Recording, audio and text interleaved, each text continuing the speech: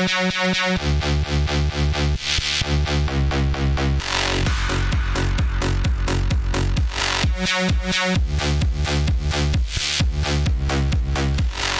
one of those random weeks on the Skip Barber 2K World Cup presented by DES Simulation, and it takes us to New Hampshire Motor Speedway, but not to the oval. Oh no, we're going to the road course here today for round number 9 of the Skip Barber 2K World Cup, and our coverage here on Racesport TV and on iRacing Live will start after these messages.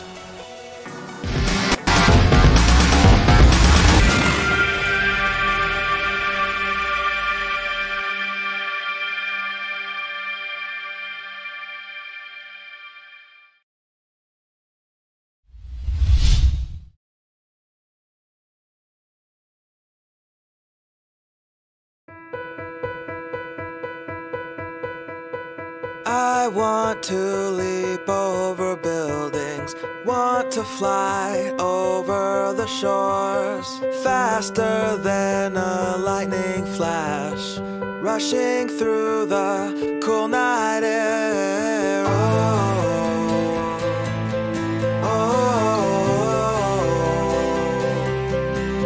So start ignition, count to 0.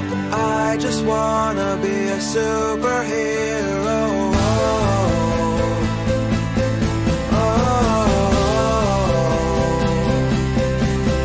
With fearless thoughts, emotions swirl. I wanna be the man that saves the world.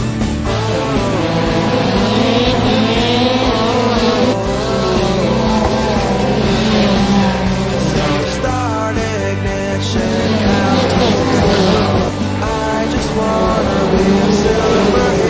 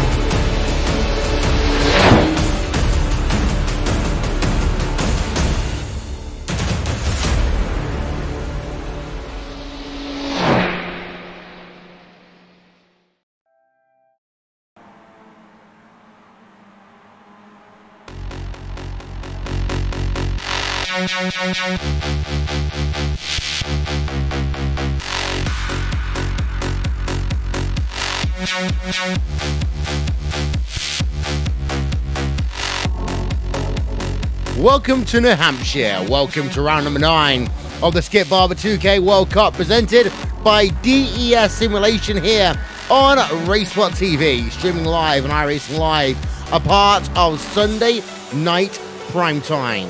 Round number 9 was one of those random tracks, and that means that drivers only had an hour to prepare for this event.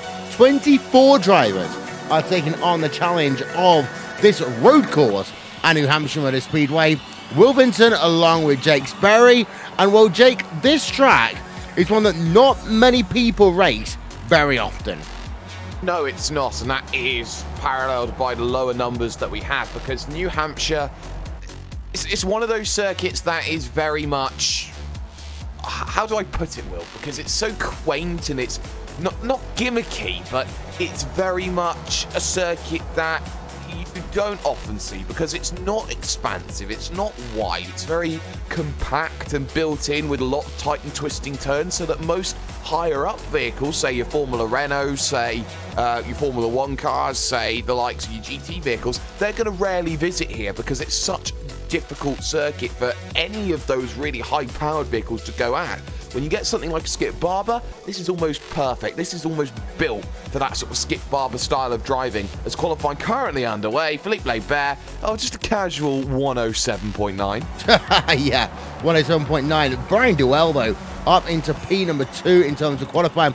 The lap times here are actually pretty short, Jake. And that means that qualifying will be done far quicker than what we often see. As we're having a look right now at these drivers, the gap between P number 1 and P number 2, 44 1,000 of a second. Behemoth and Nidez currently in P number 2. Brian Lockwood now into that 1/10 of a second bracket as he goes into 3rd. And Brian Lockwood, second in the championship, needs everything and every single point he can get right now as he sits behind the race leader, or the qualifying leader right now, and the championship leader, Philippe Laibert. So a lot of work being done. Jordi Lopez Jr., someone who can always throw a spanner in the works, rounding through the final small section, the small kink, as he makes the drive over to the line. He does himself a 108.3. That'll be good enough for position number 10, but I expect the second laps to be a little bit quicker because of the momentum you can get, and on cue, Philippe Laibert finds another 0.08 of a second. Yeah, he stays fastest then, pulls that gap up to just over 1/10 of a second over for Himatanides, who looks like he's done all of his qualifying laps. Brian Duell is on track right now. He's got one more lap to go, Jake, I believe.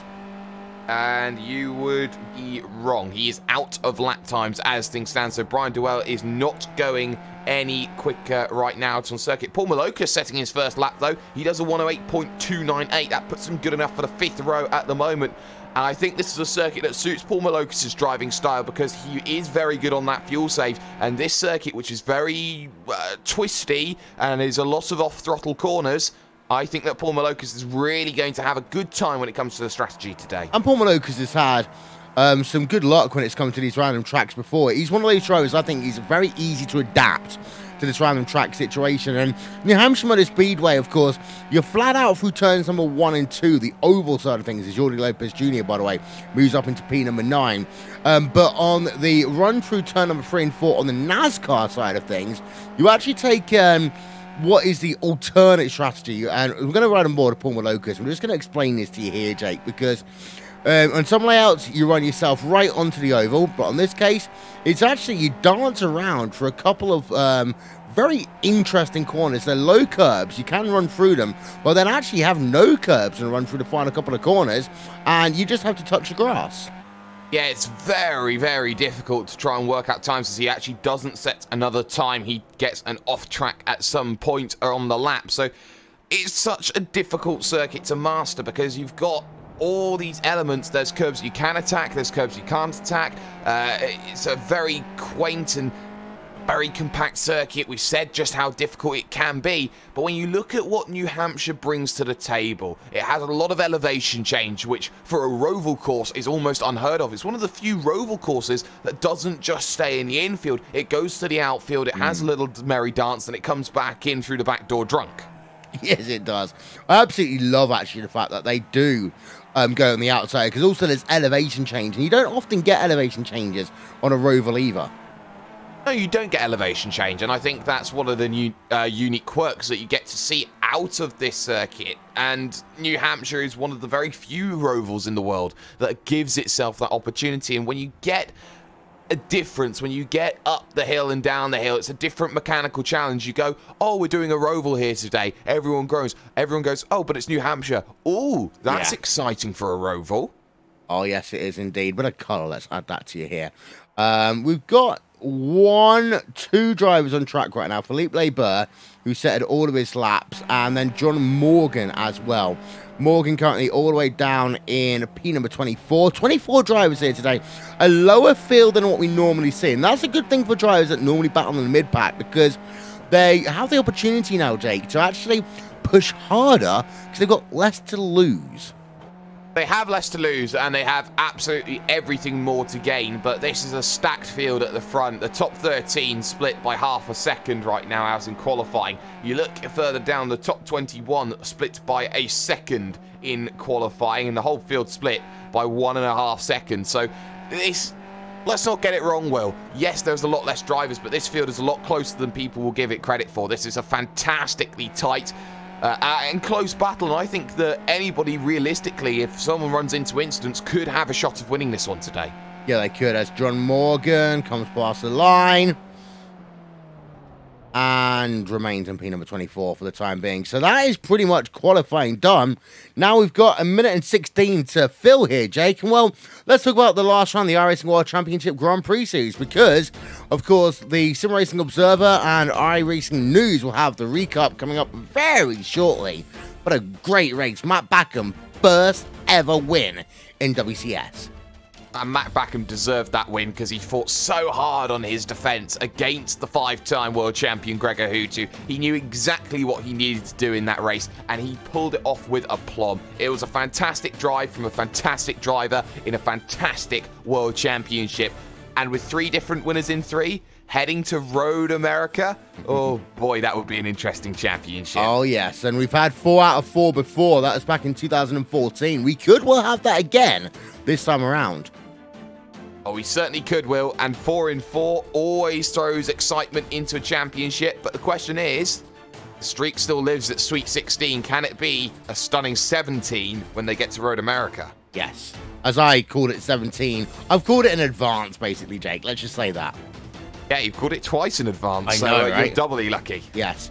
But in the meanwhile, qualifying is over here then from New Hampshire Motor Speedway.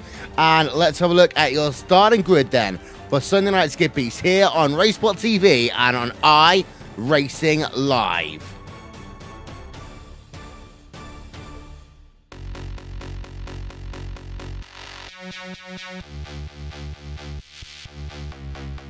And it will be Felipe Burr, pole position for Club Texas. Number 2 machine, 107.913.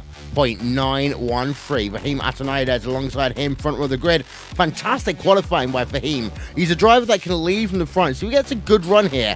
This could be interesting to watch. Brian Lockwood in 3rd place. P number 4 is Arian Freighter, as we just completely lost something there, so let's just show you that one again. And then P number 5, Brian Dewell. Johnny Gindy in P number 6. Borges Arzo in 7th place. Justin Tipton in 8th. 9th place, Jordi Lopez Jr. Paul Malokas in P10. François Boulian in 11th. JB Maceda in 12th. Kurt Crum, Chris Malcolm and Karthik Pai round out your top 15. Fun thoughts before the race start, Jake? Well, it's going to be a difficult challenge today, and I expect some fireworks, and you always like a good prediction from me. Fahim Atanaidez is going to win this one. Well, he's been fantastic when he's had form on Monday Night Skippies. He's one of those drivers that if he can get it running, he'll be fantastic. If he can't, then he might be out of the race by the end of lap number 2.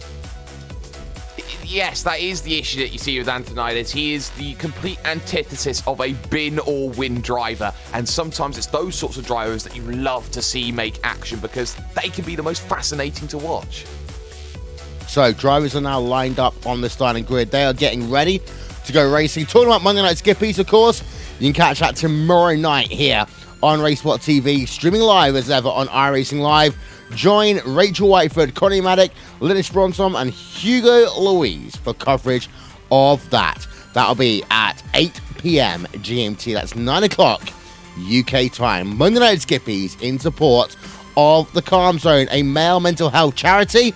We are ready to go racing here on Sunday Night Skippies. Those lights will go on, those lights will go off, and we will get ourselves ready for the green then here at New Hampshire Motor Speedway. A fantastic start, actually, by your front 2 drivers. Fahim Atanaidez immediately trying to put the pressure on the driver of Felipe Burr to work themselves in towards turn number 1 and 2. It is all flat out through here until they come down into this very difficult turn 3, turn 4 complex, and it is actually going to be Barber who leads the way through there. The drivers all scurrying for positions. Got a couple of drivers going slow. They're going 4 wide up the hill, Jake. You can't go 4 wide up the hill here at New Hampshire. So they managed to finally get it settled down, but almost there. That could have been calamity. Oh, yes, you can go 4 wide up the hill, and they've just proved it, but you can do it with great difficulty. Cornelis side by side with Simon Edwards, who had a great run 2 weeks ago, and that was always going to be a very hetchy and sketchy, but it means that they all survive right now. Carl Dronke now looking on the offensive at Chris Malcolm down the hill into the right-hander, back onto the infield. They come along and unable to really make that attack, and I love the fact that we got this infield section to finish the lap, and then you're starting on that oval, because it really does mean get a good run out to the final corner, set up the run through turns 1 and 2, and then you're making that run to 3, and you're making it so much more vital, as it seems like we've got a mini 2-car breakaway at the front, as it's just about holding momentum at the moment. Yeah, if you want live timing and scoring, you can catch it. Racesport.tv/timing. 36 laps is your race distance here today. Atonides keeping the pressure on Philippe Barber as they work themselves right now on the exit of turn number 3, down towards actually this very difficult off-camber 180-degree corner. And Jay, this is actually, I think, one of the most underrated corners in all of North American motorsports.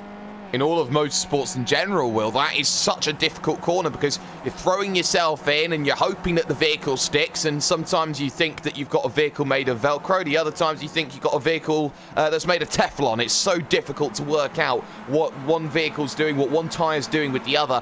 It is pretty much, you know, playing the lottery about whether you make it through that corner good or whether you make it through that corner okay. Antonides now under pressure in second. Here comes Brian Lockwood looking for the championship, getting the run, mini defensive line actually taken then by Fahim Antonides, and Barber is starting to pull away 0.8 of a second. Now the gap at the front.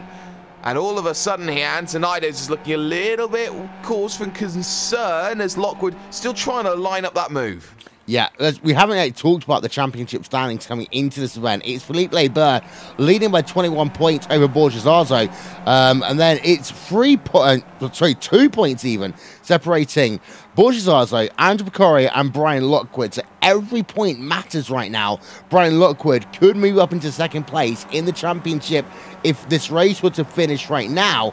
The thing is, though, the wild card here today is going to be this driver, of Fahim Antonides, because I have that feeling that if they get it right, then Antonides could win this race. But Antonides needs to keep it going, because he right now is 1.2 seconds almost behind Philippe Barber. And the second you lose that draft at this track, it's game over.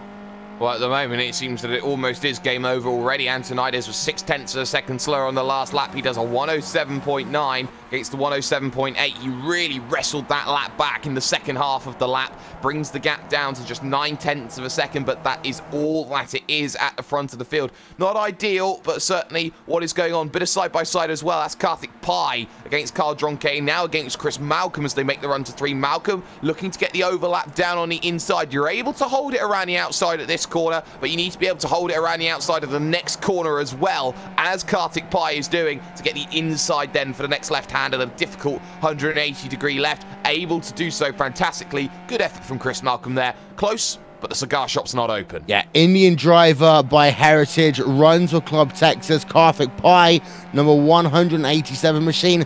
Our coverage today, of course, is presented by DES Simulation, the official partner of the 2K World Cup. As we just head ourselves a little bit further forward, Paul Malokas, Justin Tipton, they're going at it for P7, P8 on track. And then you've got Borges Arzo just ahead of them as well. Now, the draft is a factor here, but you mentioned it already, as Barber has kept on going purple in this race today. If you can break away, you are faster running by yourself than you would be if you were to be running in a pack. You would, and that's down to the fact that you don't get too much help from being in the pack. It's more road course than it is oval in essence, because this is one of the more difficult ovals to get correct. Yes, this does have very small parabolic banking. There's not much you can really say about that. It's very much down to can you get yourself moving forward? Can you get yourself running time trial laps on your own? And if you can you just keep it off of the curves and just get yourself home for 36 laps? It's such a challenge, Will, to put yourself in the shoes of someone like Barber, someone like, say, Borja, when you're just continually running these laps, hoping to chase down the gauntlet and hoping that something very desperately sticks, because right now it is very much, okay, we're in this pack, we can't make the moves, okay, we need to go do something. Oh wait, we can't do something, we're gonna have to keep waiting. We're on board of Iron Defrater right now. He gets a good run over Brian Lockwood as Raheem Atanides actually goes purple that last time by. I will talk about the banking for a moment. Officially, it's 4 over 7th grade, which makes absolutely no sense to most people, Jake. But what it essentially means is, rather than being parabolic banking, it's actually stepped banking here. That each of the different lanes has a different set of banking. So the lowest has 4 degrees, the highest has 7 degrees.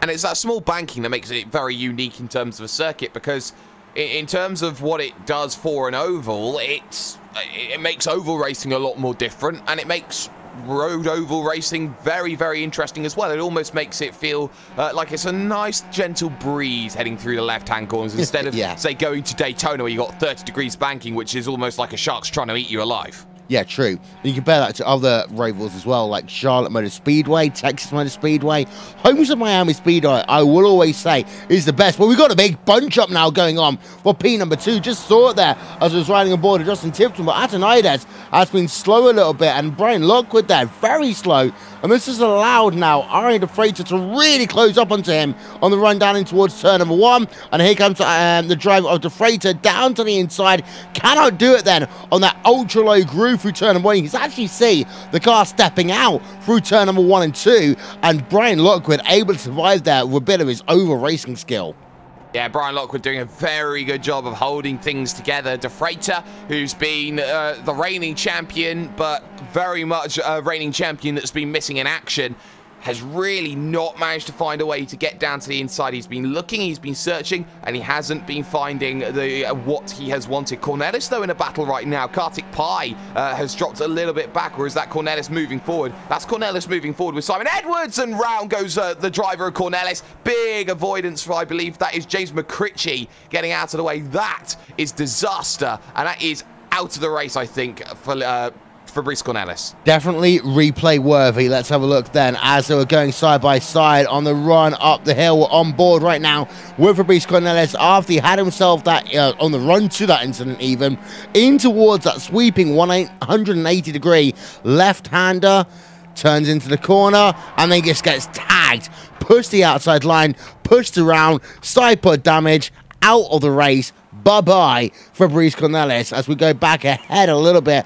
Iron Defrater right now is still hunting down Brian Lockwood as they head themselves into free once again. And at the end of this lap, 1/4 distance will be scored complete in this event. Looking at 9 laps here for 9, 18, 27 and 36. But Defrater can sit and wait here. He can play the fuel strategy if he wants to against Brian Lockwood. I'm not sure he has the pace to go out there and outright win this one, but these top 5 still have a very realistic shot of winning. It's only when you get back to this second pack, then Zazo, Tipton and Malokas, I think they're out of the running for a win, but a top 5 certainly not out of the realms of possibility. Yeah, Malokas, Tipton, Zazo, all involved in a battle. Borja Zazo, of course, right now has to think about the championship because of where he is in that freeway battle going on for P number 2, 3 and 4. He is currently second place in the championship coming into this event, but he's going to lose the position then to the driver of Justin Tipton in towards NASCAR turn 1 and 2. Of course, I say NASCAR turn 1 and 2, Jay. They did run an IndyCar race here a couple of times. Lastly, in 2011, that was the year of the double finger, of course, by Will Power. Of course it was, and down to the inside, 2 for 1 special. Thank you, says Paul Malokas. That is a Campos gift, and that is not what Borja Zazo would have been looking for in that situation. That was beautifully done by Paul Malokas, and I love that move from Malokas because basically he was a sleeper agent making his way through and just sliding himself into a great position. In contrast, though, his teammate Johnny Gindy's just got through on Rob Adams. And I want to ask you, how many finishes has Johnny Gindy had this season from 6 starts? I don't know. 1. Wow. Wow, that's huge there. And the thing is, though, is that we expect Gindey to be good in this series. That's the thing. He's currently running in P number 19, though. And this is the whole thing. I mean, Jake, we can talk about this all day long because we got ourselves the Evolution Racing team. Johnny Gindey, a 109 car down in P number 19. And a lot of these teams are starting to think, what's the point in running outside your top 10, outside your top 15? FAG2 Racing, you know, didn't show up to the iRacing World Championship Grand Prix Series yesterday. They stuck with their word and said, well, we're not competing if we can't go for top 5s. Well, I think that's a horrible mentality to have, because if you're not putting yourself into races like that, you're not getting the exposure that you need, and you're not actually pushing yourself forward and actually trying. I'm going to call this out. I'm going to say it's actually childish to think that if I can't win, I'm not going to race, because whoever's driving in a Haas, for example, who knows that they can't win a race because the vehicle's not quick enough, they're not going to turn around and say, oh, I'm not racing because I'm not quick enough, this, that, and the other. No, you race to try and get better. Oh, we've got problems almost. So JB Maceda almost had a huge moment there with Kurt Crum, which almost involved Francois Boulien. But I completely agree with you, Jake. I mean, even this series, it's not the biggest series in all of iRacing, but it is the biggest the biggest Skip Barber series on iRacing. You compare it to all the other stuff that goes on, no offense to any other broadcaster, this is a place you want to be in the 2K World Cup. And I like the fact we've got a diverse number of teams, a diverse number of drivers that come and compete week in, week out. And a small field like this today, you know, it kind of upsets me a little bit.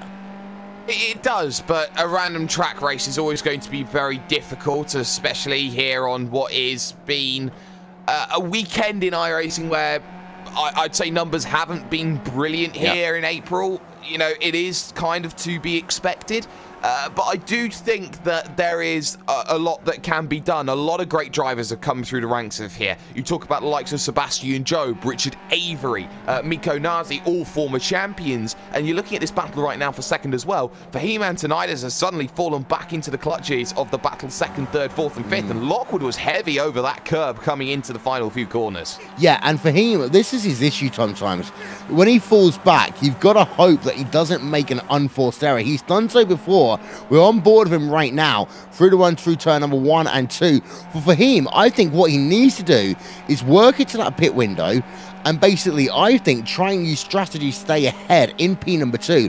Pit window here can be very wide. It's behind. There's the number 1 machine. Arian De Freitas up into 3rd place. Can he hold it then as they come down in towards turn number 4? De Freitas, Lockwood, side by side. As you had a look there from the rear of the driver of Fahim Antonides. On the inside, Lockwood will have it, but the banking might help there. The driver of Arian De Freitas, they will stay side by side as they head themselves into the S's, and Arian De Freitas, can he get it finally? Yes, he finally can, Jake. And that is driving Lockwood into submission because he had nowhere to go on that inside line heading to the next left-hander. And that seems silly, being on the inside heading to the left-hander down the hill. But when you realise that it's a one-track line with a small kink right past the trees, there was nowhere that Brian Lockwood could go to really attack the driver of Arian De Freitas without causing an incident there. So Brian Lockwood, great heads-up driving, sacrifices the position now to look to get a bit of material gain later. That's how you make a pass, Max Verstappen, just letting you know. Did I just do a spoiler alert there? I think you may have done. Who cares? Brian Dewell running in P number 5. He's at the rear of this battle right now, Brian Dewell, and he's had an interesting season, has he? He's currently 7th place in the championship. He's in a close battle with Greg Zeitz and Enzo Cantor. However, he can still make top 5 if he gets himself to a position that he gets from the rest of the races, I'd say top 5 finishes. And I worry about Brian Dewell because he has been very hit and miss this season with his pace. He's sometimes had the pace to be up there challenging for the race victories. Other times he's only got the pace to challenge for the top 10, top 15. So Brian Dewell is sort of like a box of Quality Street. You don't want to pick out the triangle. You don't want the toffee. You don't want the toffee. Yeah, you always look for the one that you think is going to be interesting, and then you look at it and you go, oh, I didn't really want that one. Well, I'll go have another one. So yeah. I think it's kind of a try your luck and see what you get with Brian Duell. Philippe Barber, though, has a 2.3-second advantage right now over Fahim Atanides, as we're just going to show you then your movers and shakers in this event so far. Not much to report. Crum is up 4 places. Carl Dronke up 4. Inside your top 10, Paul Malocas is up 3 places. Justin Tipton is up 2. Biggest loser inside your top 10? Well, that's down 1 for Lockwood and down 1 for Borges. Well, it seems that there are a lot of gains, but there are also a lot of drivers who have dropped positions, most notably Gindi not going well. Carl Dronke very slow coming up the hill and down it. That's a slowdown penalty. That's dropping him back behind Simon Edwards. That's a lot of work for Dronke to be working on here, as JB Masida again looking to work on the bombshell machine of Kurt Crum. And on this bombshell, Kurt Crum still holding that advantage, and on this bombshell, I think 9th place he'll be very happy with. Yeah, indeed. So, as we have had our first couple of pit stops come through, Jordi Lopez Jr., Diego Francisco, Anthony Cat, James McCriffrey. Actually, I take that back. Only Anthony Cat actually made a scheduled pit stop so far today. Lockwood's in. Yeah, Lockwood is in, and that's early for him. Well, it's a bold strategy call because he's got to go work it on his own. He hits his lane. No changing of the tyres. They are chunkier than a Kit Kat chunky, and it looks like Brian Lockwood here just going to get himself on the lane, filling that vehicle up to the brim with fuel, looking to get himself out and going, and he's relatively okay. He's going to run that apron until he gets himself an opportunity for clean air. He gets himself out just in front of John Morgan, just behind Diogo Francisco. That's not bad at all from Lockwood. It's not, and the fact he's in clean air, we talked about that earlier here, Jake. This is one of those tracks where you can definitely work the clean air. However, when he does get behind Francisco in a couple of moments' time, he will need to find a way past him very quickly. Ooh. And Iron De Freitas dropped back a couple of positions, and that's the engine going on Iron De Freitas' car. Yeah, from the rear. There you can see Iron De Freitas, and I saw this in practice as well, Jake. I didn't think it was going to be a huge issue. He's on towards pit road. Paul Malocas is on towards pit road for a service scheduled right now. Kurt Crum, Carthrick Pye also into the lane. But for Iron De Freitas, that was him losing a boatload of time. A boatload of oil. They have a fast repair though, Will, so he'll be able to get that used and get back out going again. That's the useful thing. Jump in the T car, get yourself going. But that, for Iron De Freitas, I've got to go and have a look back at that, because that is bizarre how the engine has just capitulated on that machine. And I think he had an incident as well earlier on in the lap, because he did completely miss 2 shifts, I think. No, I believe he had maybe a slowdown penalty or 2 that has dropped him back 2 positions and out of the event. Well, I'm having a look actually, and it's all started through turn number 1 and 2, I think. Maybe that downshift in towards 3, and actually that's not the first time I've seen that. Biggest braking zone on the racetrack, Jake, and let's listen in. Yep, downshift in towards turn 3. Oh, and that's always going to hurt the engine, and he gets out and away, and he's behind John Morgan, which means he's a mile behind Brian Lockwood. Never going to be helpful. And sometimes people don't think that the engine is ever going to be a factor, but they are so wrong. That engine can go at any given point in time. And he is so lucky that it wasn't a full engine blow, that it was just the coughing before the proverbial "I've lost all my oil." Yeah, although for many drivers here today, they're going to be happy with that, because Iron De Freitas is not on the hunt for a championship this season. And there are other people who are in the championship hunt. Brian Lockwood is one of those drivers who currently, of course, is 4th place in the championship. He's gained as a beneficiary of that, as it's currently Barber from Atanides, from Duell from Tipton. Brian Duell is currently 7th place in the championship. Atanides isn't inside your top 10. Neither is Justin Tipton, as Barber, leading the way right now, is actually just going to extend his race lead, his season lead, actually, if he can just make this a nice and easy run to the end. And he just... You think they're coming on towards pit road until the last moment there, Jake. Yeah, you do, and that's one of the natures of this circuit. It's a late lunge to get down onto the lane. Lap 17 to 36, looking at halfway. I expect drivers to be heading themselves out to maybe lap 21, lap 22 in terms of their stop. So it's always going to be a challenge. Carl Dronke dives down onto the lane, releases Johnny Gindi then up through the field. Dronke, he was having a good little scrap there with Simon Edwards. Edwards He's not happy with his pace today. He wanted to be up there a little bit quicker, but what can you expect when you only have an hour to practice the circuit? Yes, and Simon Edwards, of course, you see him quite often on Monday Night Skippies here on Racewhat TV. Catch that tomorrow night at 8 p.m. GMT. Rachel Whiteford, Conor Romanek, Linus Bromstrom, as also Hugo Louise. We're doing directing for the next 2 weeks because I'm not in the country for once in my life. I say that, I'm always out the country, it seems to be. But Philippe Leber continues to lead. Here are your top 8 then, Jake.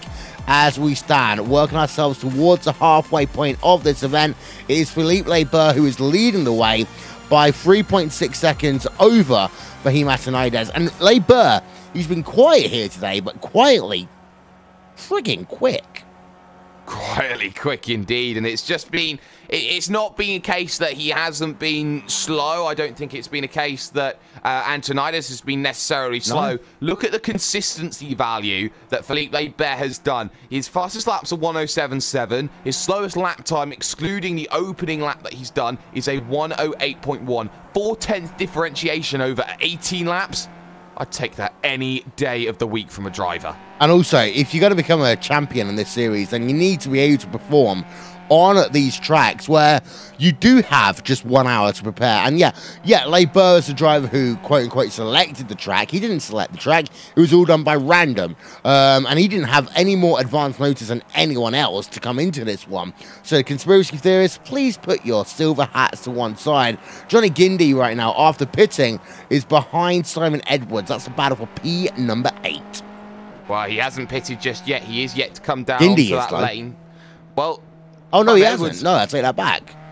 He hasn't. Simon Edwards hasn't. So this is still full position, Will, but both of them have to try and think about coming down onto the lane. No takers on the lane this time as of yet, but you're looking here at Edwards. Is he going to angle this one in? No, the pair of them aren't, but one vehicle is. That's Orion's Francois Boulian, who I believe gets the Port Cutler Award for having the most butchered corner at turn 4. Yep, Francois Boulian then on towards pit road for Orion Racing. It is great to see Orion Racing in this series. Of course, we know them most famously from the iRacing World Championship Grand Prix series. We do see them in our endurance events, but to have them as a full-time driver in the 2K World Cup presented by DES Simulation, it's a good thing to have one of those big names here. It is, and it's a good thing that they actually listened to me because they managed to get a new website. Did they? They did.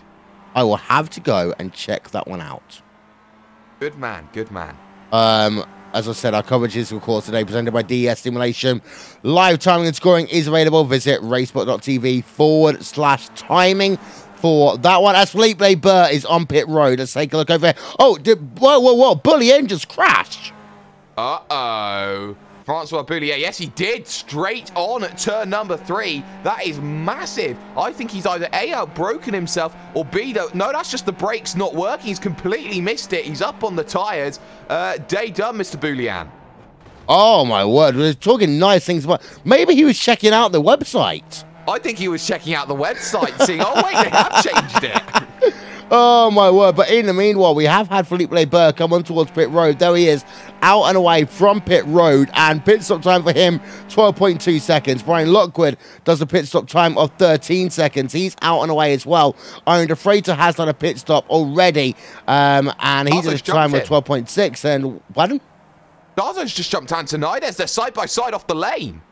They are, and actually there is Zarzo, and of course he's second place in the championship. He does not want to be in a fight with Fahim Atanides because he wants to keep as many points as possible, but now Borja Zarzo in what will be a net P number 5. Yeah, and that's a horrible, horrible situation because Lockwood's got the jump. It was a slow stop then from Fahim Antonides. Puts himself behind Zarzo, behind Paul Malocus as well. So, for once, my predictions are absolutely horrific. So that's never going to be helpful on my end. In comes Brian Duell, one of the last stoppers, in with Justin Tipton. They've gone 22 laps on their fuel. They have. Don't forget, you can get social with us /RacebotTV at RacebotTV on Twitter as well. Brian Duell on pit road as it stands. Let's have a look then. 12.1 out of the way for him. Leber is past. Who else might go past? Lockwood is past. Running up high, and yeah, it will be just P number 3 then for Brian Duell. Tipton should get P number 4 as well. He should, side by side behind now. Antonides and Zazo going at it, and Borja Zazo has the inside line, heading to the next right-hander. This is turn number 3, so get yourself on the brakes. Antonides nowhere to go, little bit of a tire on the grass, trying to get the up and under attempt working, and the door almost shut on him there, but just about enough room given as they make the run to 5. Antonides was looking, Zazo was resolute. But he made another mistake. The reason why he's down where he is, a 23.1 second pit stop for him. He must have either taken tyres or had a penalty, Jake. That looks like tyres to me, Will. And that might, well, it's not going to help him because, let's be honest, these tyres, as you say, they are tough enough to grind diamonds. But Antonides right now runs in P number 8. So an issue by him, of course, he runs normally, of course, on Monday Night Skippies. And there's no pit stops there. There are pit stops here. To go back a little bit further, though, out front, Brian Lockwood has now got himself about 9 tenths of a second advantage over Brian Dewell. We're actually going to ride a lap now on board with Lockwood. He is in P number 2. This is Racesport TV, fan immersion.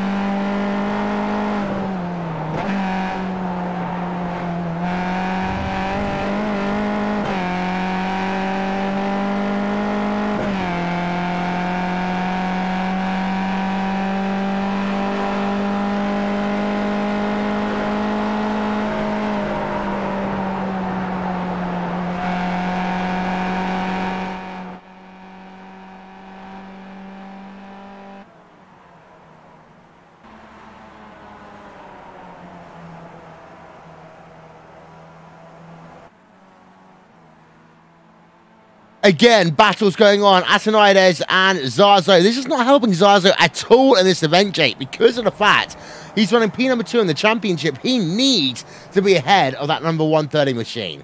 Yeah, P number 2 in the championship with 2 drop weeks out of the 3 that have been applied. So looking for opportunity, but not finding anything. And Zazo, he hasn't been quick in terms of race winning pace. He's just been quick in terms of he's always there. He's sort of the perennial there, man. He's been doing Brian Dewell's job better than Brian Dewell. I'll say that right now. Yeah, he has actually been all day long. And as it stands right now, Lockwood will move up into second place in the championship.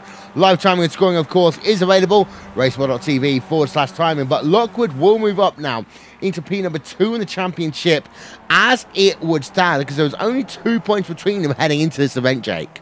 Yeah, there were only 2 points as coming out of pit road. 1 lap down is Frank Castillo, who did not set a lap time in qualifying. He gets going behind the Zazo Antonides battle. But you are right, Will, in the fact that when you get yourself into P2 in the championship, you are looking to try and start moving forward, getting positions. But by no means is Brian Lockwood safe, because Brian Dewell, let's get this here for a fastest lap time. It's 6,000 slower than your race leader. Wow.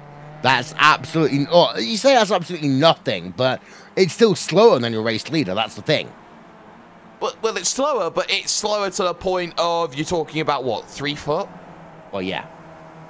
Not much. Brian Dewell, though, behind Brian Dewell, as he stands right now, behind Brian Lockwood, as I said, there is the battle going on for P number 2.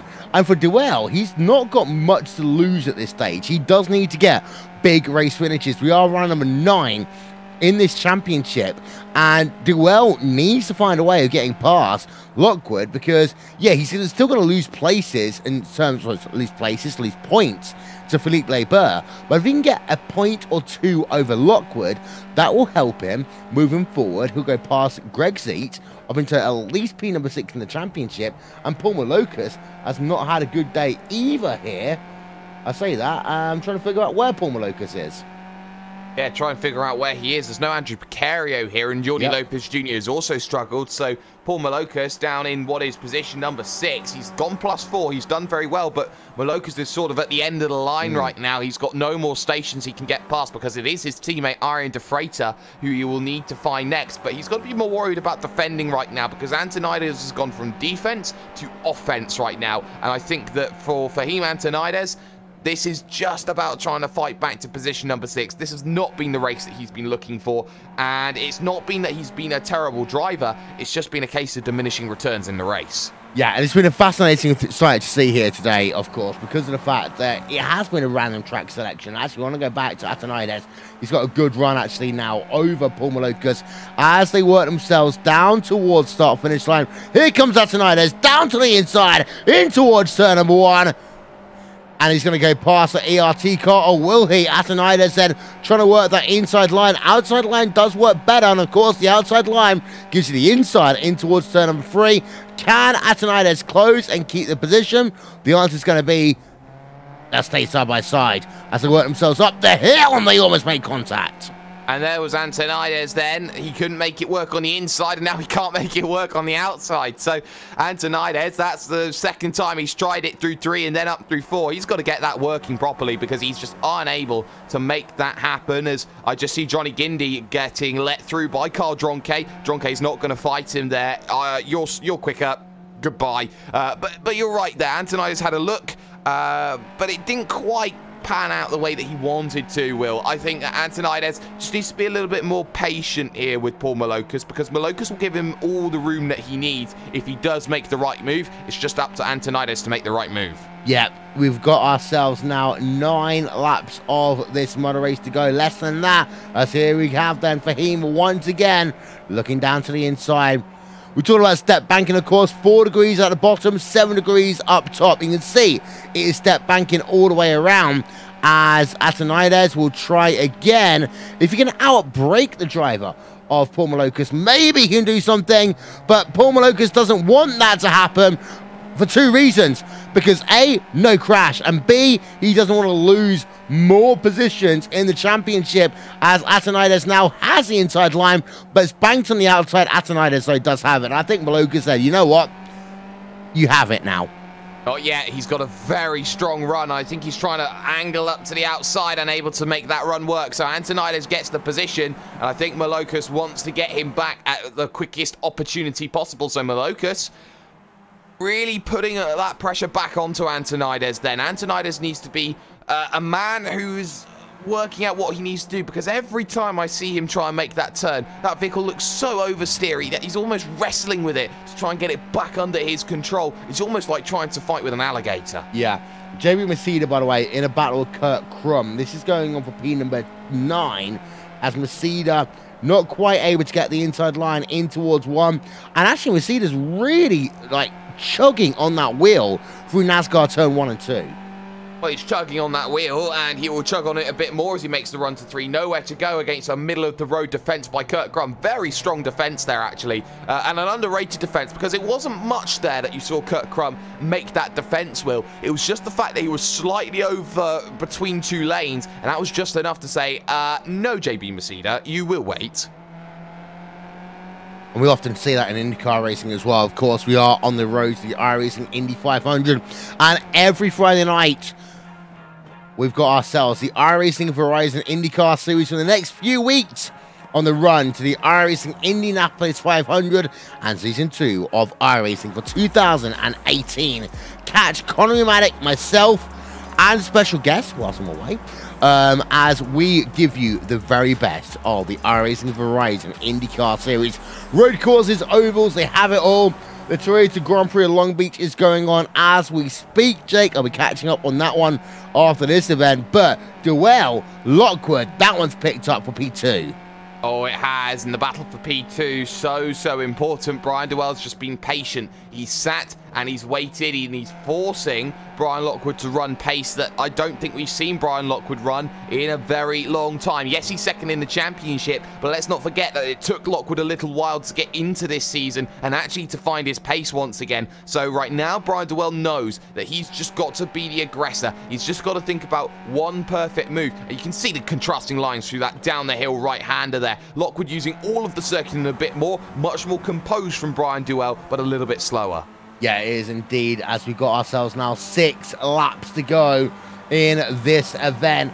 Lockwood and Dewell are separated by 4/10 of a second. Let's talk about those moves and shakers one more time, Jake, because, well, now after pit stops have emerged, we can see that your biggest mover inside your top 15 is actually Anthony Catt, up 6 positions, but not as many big movers as we often expect. Of course, yes, it's a smaller field, but even then, we've only had a maximum of up P6 here today inside your top 15.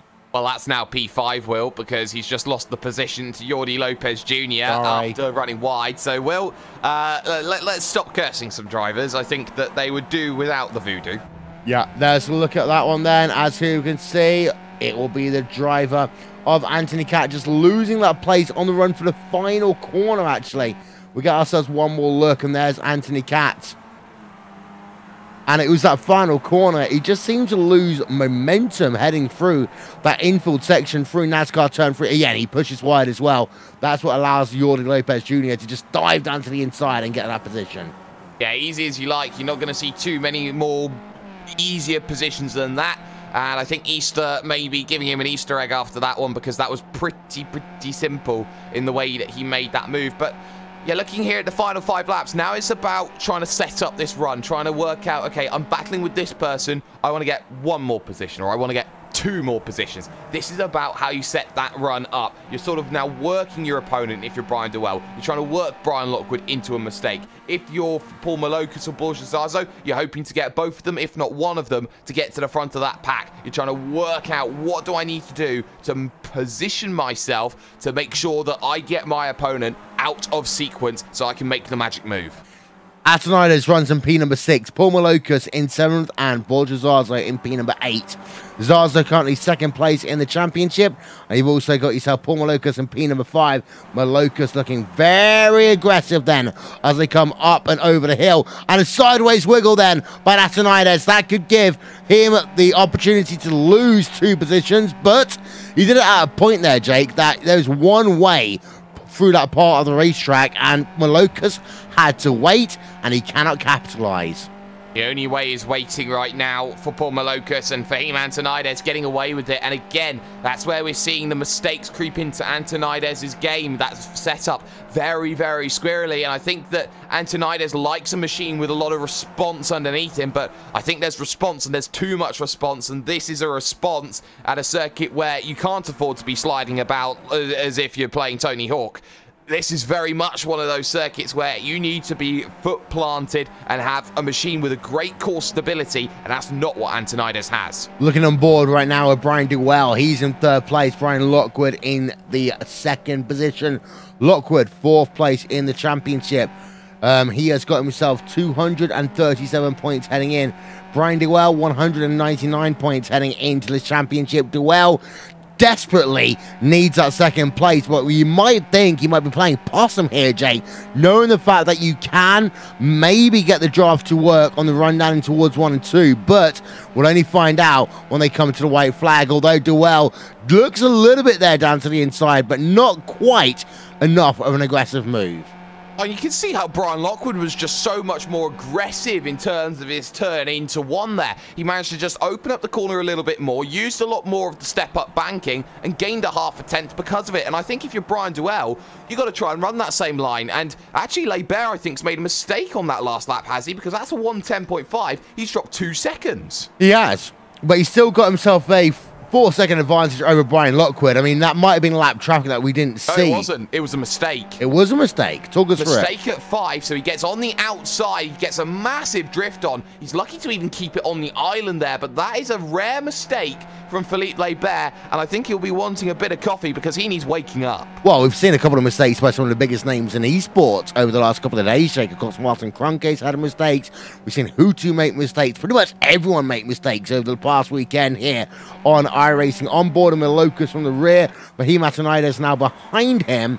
And what Malocus is really having to defend because Athenaides gets a good run through the infield, through NASCAR turn number 3 and 4, on board of him one more time, and Athenaides then going to go to the high side, in towards 1 and 2. Can he hold it around the outside? Let's have a look then. He's got that step banking to work for him. He'll have the inside line into the next corner. They almost make contact there on the exit of turn number 2. Now, sweep it through, that left-hand kink into 3, into 4.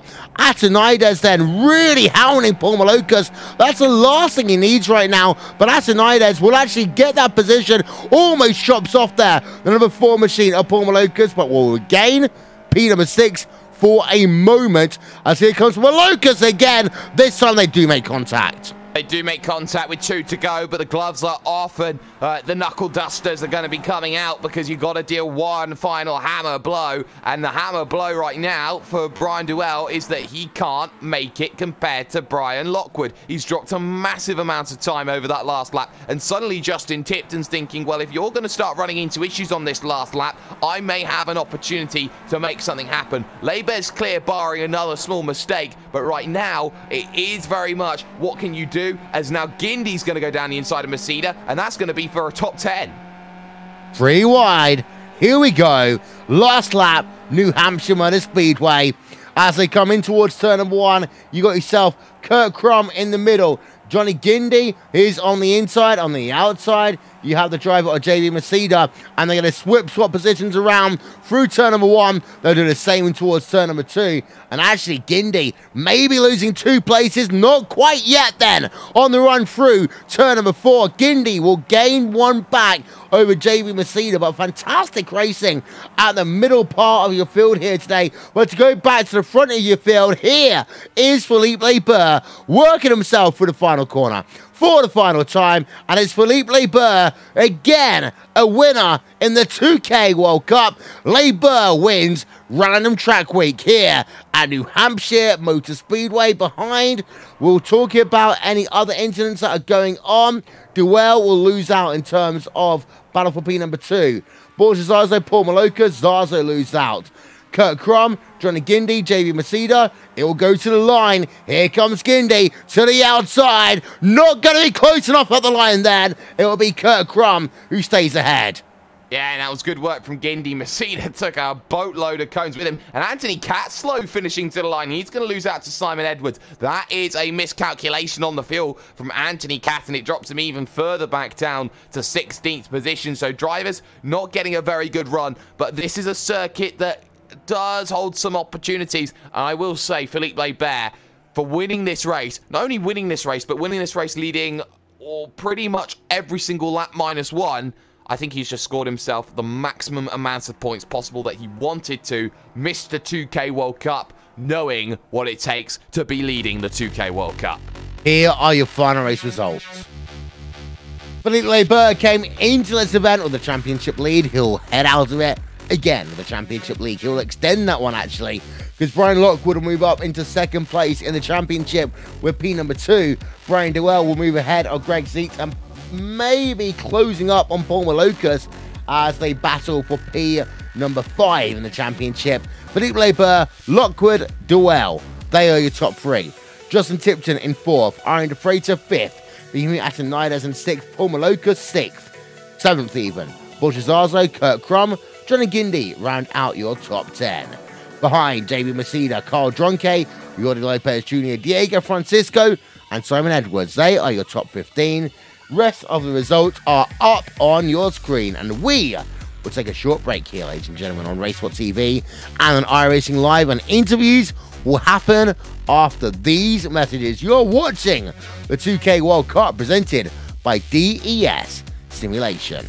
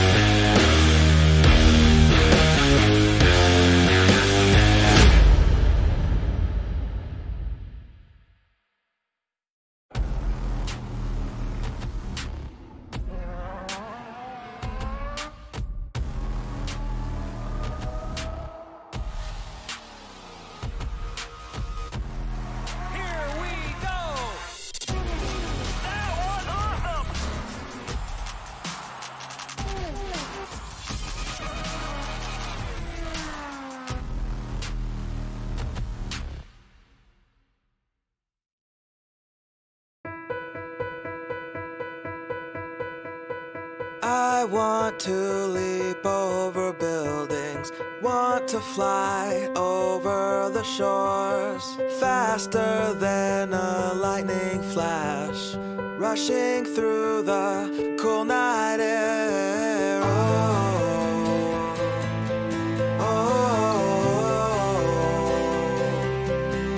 So start ignition, count to 0.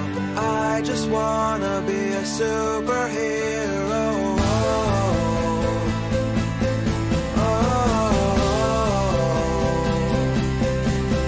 With fearless thoughts, emotions swirl. I wanna be the man that saves the world.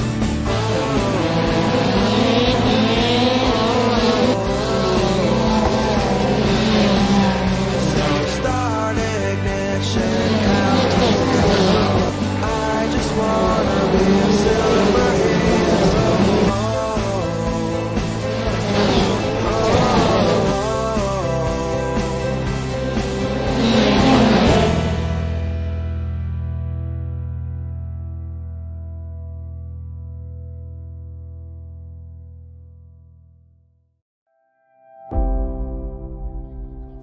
Because here comes Holgate. He has the outside line through the final corner for the final time. Once again, photo finish here at the Indianapolis Motor Speedway.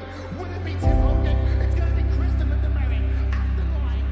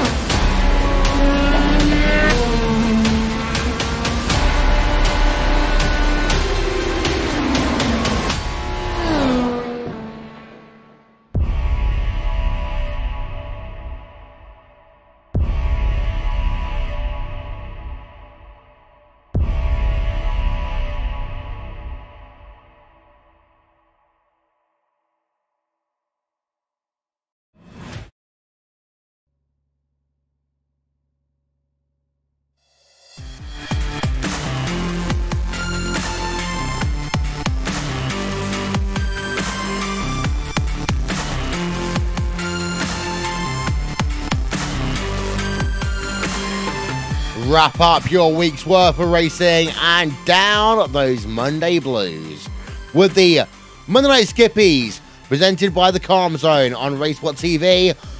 Rachel Wyford, Linus Bromstrom and Connie Maddock. That'll be tomorrow, 8 p.m. GMT here live on RaceWhat TV. We go back to Sunday though.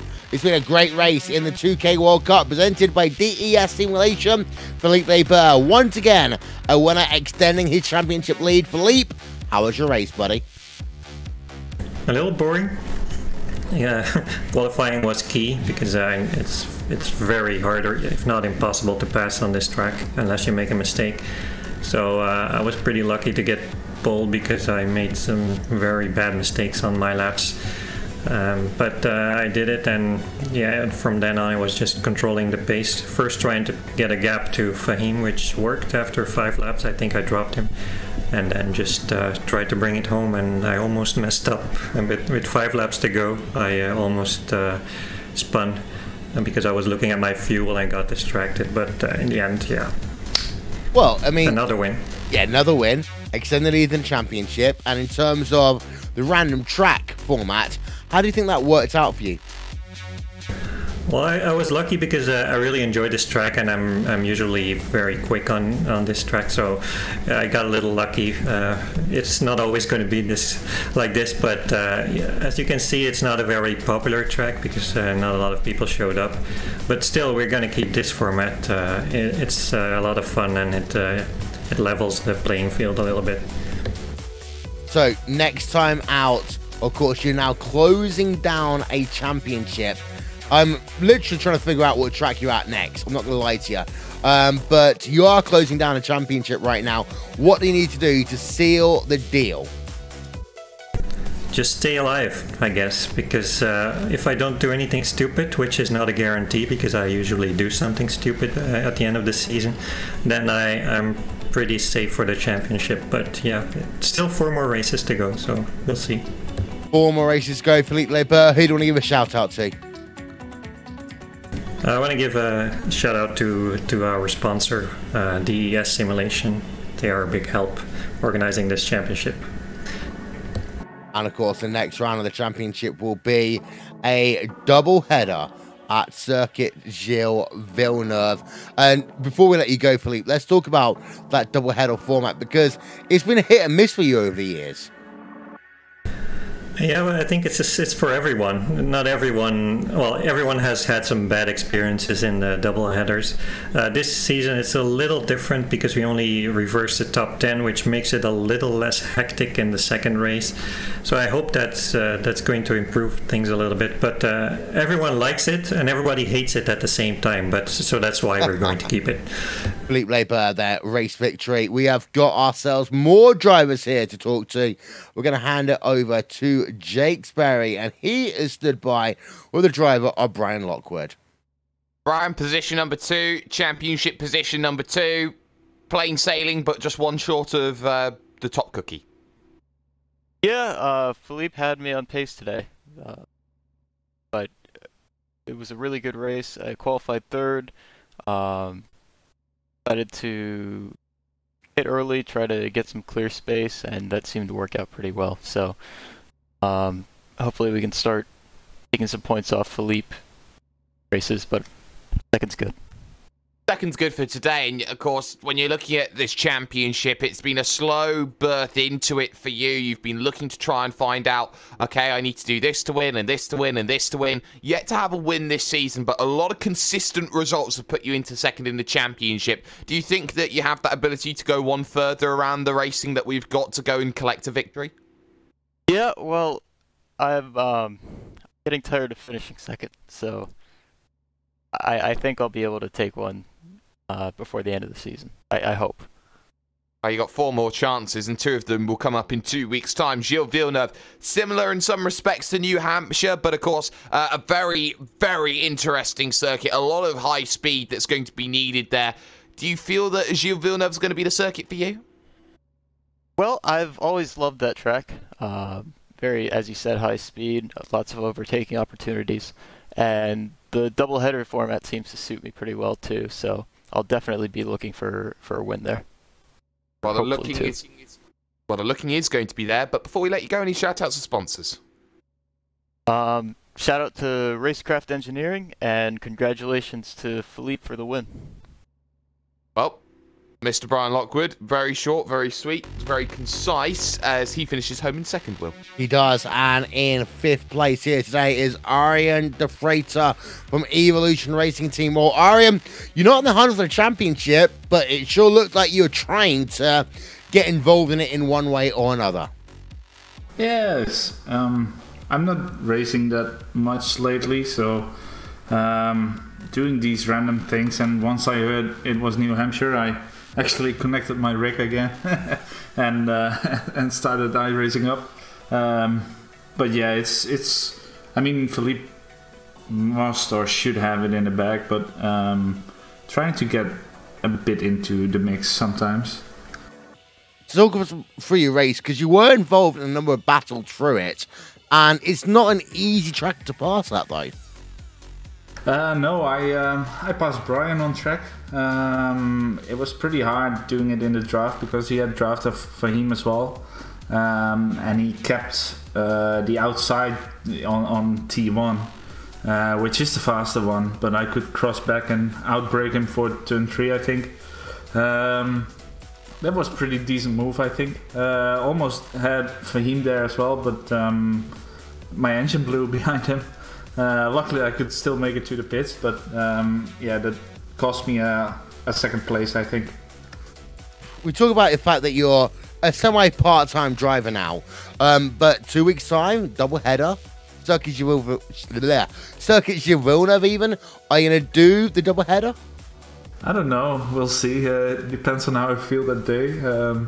It's all the races until now this season have been like a last moment call.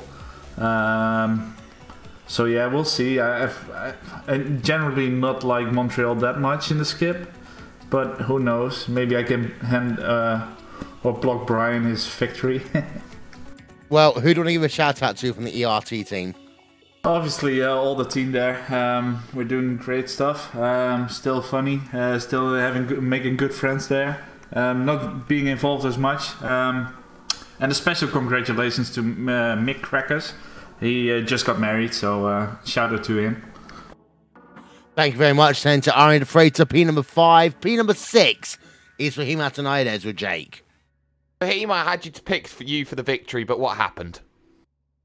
Yeah, a mixture of good and bad luck. I mean, nobody would have had Philippe's pace on this track. It was just too fast. I mean, hearing him say that he made mistakes during qualifying and still getting pole just goes to show how much faster he was than the rest of us here, because I thought I nailed my 2 laps to get second. And then I always mess up the pit stops, and I thought this time, you know what, I'm just going to mirror Philippe. What could possibly go wrong if I just mirror him, because he never messes up his pit stops.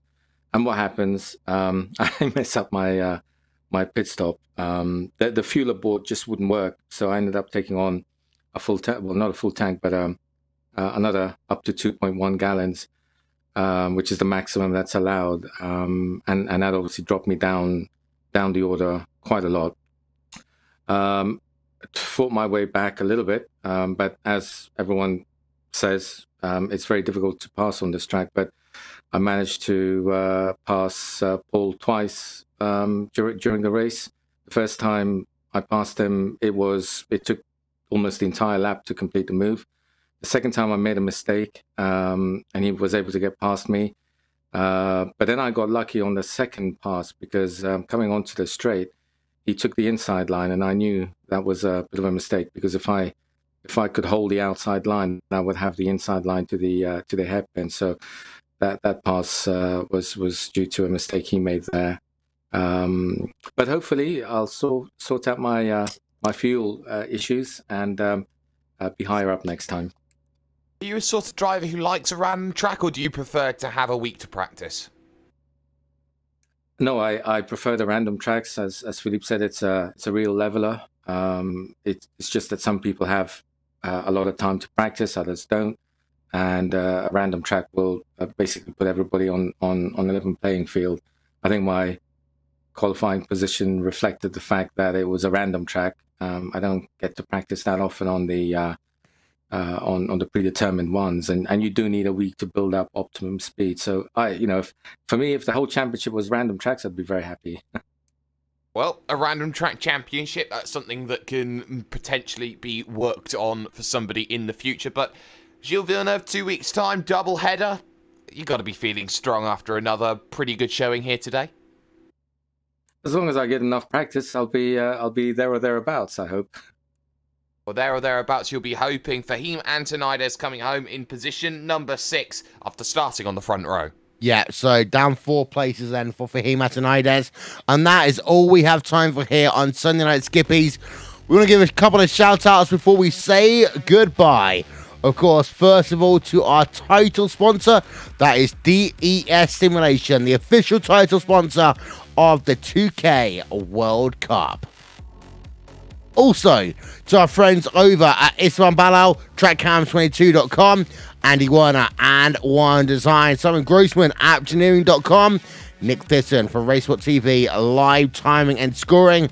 Those guys basically help us do what we do. We'll see you all in 2 weeks' time for a doubleheader at Circuit Gilles Villeneuve. Will Vincent, Jake Sperry will talk to you all next time. Good night from New Hampshire Motor Speedway.